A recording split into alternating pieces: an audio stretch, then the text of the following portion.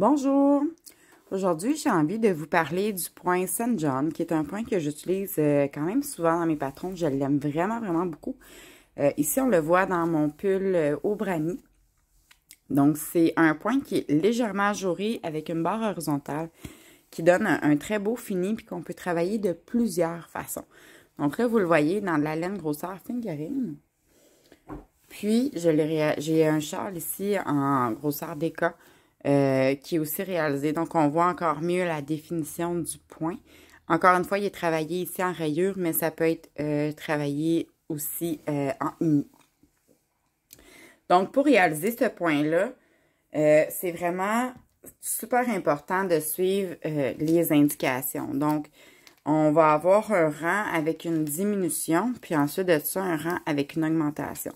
Quand vous avez votre rang avec vos diminutions, vous ne pouvez pas compter les mailles après parce que c'est sûr là, que vous n'arriverez pas au final avec le bon nombre de mailles. Donc, le point se tricote comme ceci. Donc, ici, je vais tricoter ma première maille, tout simplement pour suivre mon motif. Donc, on va commencer par glisser une maille comme si... Je vais juste me recentrer. On va glisser une maille comme pour la tricoter à l'envers.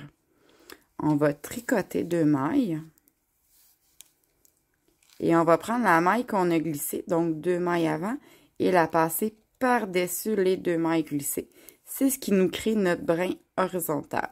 Donc, dans un patron Création Indie, vous allez voir l'indication entre parenthèses qui va être slip 1, K2 et PSSO, ce qui veut dire glisser une maille, tricoter 2 à l'endroit et passer la maille glissée par-dessus les mailles tricotées. Donc, si je le recommence, donc, on glisse la première maille, on en tricote 2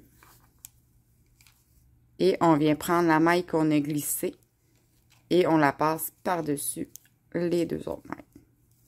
Donc, on va répéter. Ici, j'ai une maille en droit entre chacun de mes motifs. On glisse une maille, on en tricote 2 et on passe la maille glissée par-dessus les 2 autres. On va répéter ça tout au long d'un rang au complet. Donc, ici, je suis presque rendue à la fin de mon rang. Parce que je voulais vous montrer aussi le rang suivant. Tout dépendamment si votre projet est tricoté à plat, donc en aller-retour ou en rond, le rang suivant va être un petit peu différent. Dans le sens que quand on tricote en rond, on va tricoter à l'endroit, mais quand on tricote à plat, on va tricoter à l'envers. Par contre, la jetée, donc l'augmentation qui est à faire, va être positionnée au même endroit et c'est ça qui est important pour le résultat final.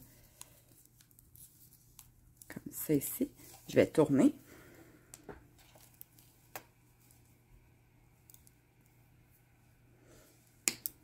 Ici aussi, j'ai un travail de rayure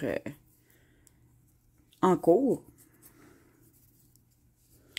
Donc, je vais tricoter mes mailles de bordure et je vais arriver pour vous montrer, en fait, l'emplacement du jeté. Donc, votre jeté va être positionné juste ici. L'endroit où on passe la maille par-dessus les 2 autres, on voit un brin qui est horizontal, qui va être un peu plus large, comme ça ici. Donc, c'est l'endroit où votre jeté doit être situé. Donc, dans mon cas ici, c'est à toutes les 3 mailles. Donc, on voit ici, là, le brin, il fait vraiment les 2 mailles. Donc, je vais tricoter jusqu'à cet endroit-là. Je vais faire mon jeté et je vais poursuivre en maille à l'envers parce que je travaille en aller-retour. Donc, ici, je fais un jeté. Si vous étiez en travail en rond, donc, ce serait la même chose, mais ce serait vraiment à l'endroit où vous avez votre brin, comme ça ici. Donc, le jeté va toujours être centré avec le brin qui est dessous. Et c'est ce qui va vraiment nous donner l'effet final. Ici, c'est sûr que c'est un projet qui n'est pas bloqué. C'est vraiment ce qui va nous donner l'effet final du le brin, comme ça ici, et le jeté qui est juste en dessous. Comme je disais, c'est légèrement ajouré. C'est pas comme une grosse dentelle avec beaucoup d'ouverture, mais c'est juste assez pour lui donner quand même beaucoup de relief. Alors voilà le point St. John, qu'on peut aussi dire Slip 1 K2 PSSO. Et j'espère que cette vidéo vous aura aidé. Si jamais vous avez des questions, n'hésitez pas à communiquer avec moi via ma chaîne, via ma page Facebook Création Andy. Et n'oubliez pas de vous abonner à ma chaîne YouTube. Merci, bonne journée.